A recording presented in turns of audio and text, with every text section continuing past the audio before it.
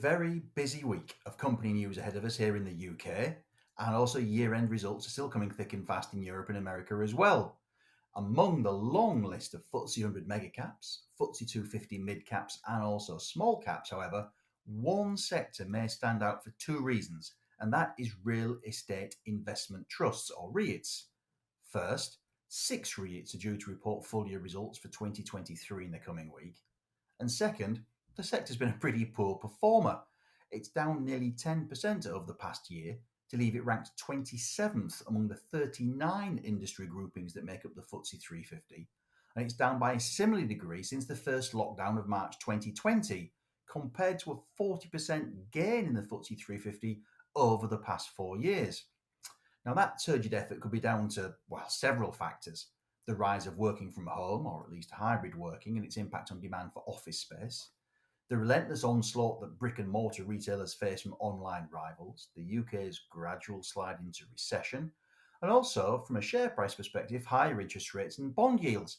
They drive up interest costs for indebted property developers and owners, drive down net asset valuations, thanks to how future cash flows and from rents are valued using a higher discount rate, and also make the dividend yield available from REITs look relatively less attractive when compared to returns on assets such as cash and bonds, which are also, in theory, lower risk. However, there may be 3 reasons for looking at REITs a little bit more closely. Firstly, they're unloved, and unloved can sometimes mean undervalued, providing the business model's not broken. Interest rates may, and I stress may, be about to start coming down. And if you look at America, major US commercial real estate stocks such as CBRE, Cushman & Wakefield and Jones Lang LaSalle, are actually showing some signs of life. Although you could argue this is because America's economy is much more vibrant than that of the UK, 2 of those 3 stocks are finally back above where they were trading at the start of the pandemic in early 2020. Now, a 4th reason to look, perhaps, is the REIT sector's not homogeneous. Some firms are specialists in office space in London. Others have a broader spread across the UK or have overseas exposure.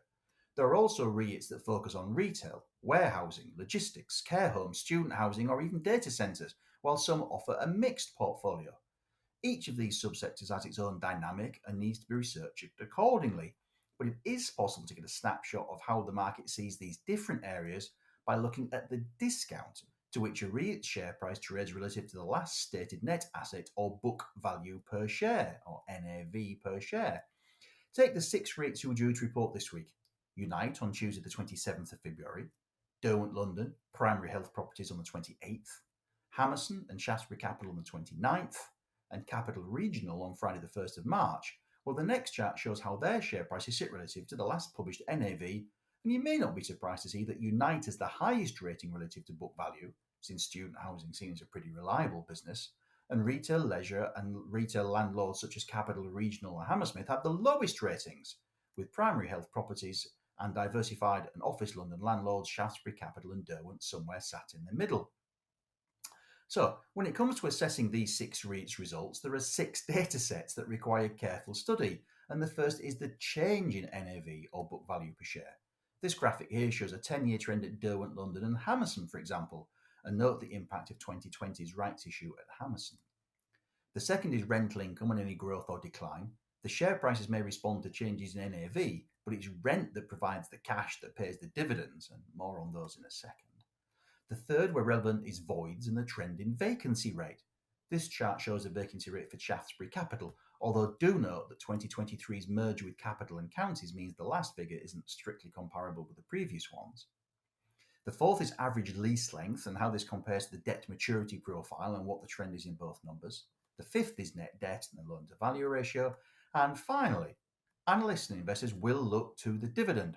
Remember, to maintain their corporation tax exemption, REITs must pay out at least 90% of taxable income as dividends to shareholders. Only you can decide whether the yields on offer are sufficient compensation for the risks that may come with each REIT's specific business model. Thank you for watching. I hope that you and your families are in good health and good spirits, and I look forward to seeing you next time.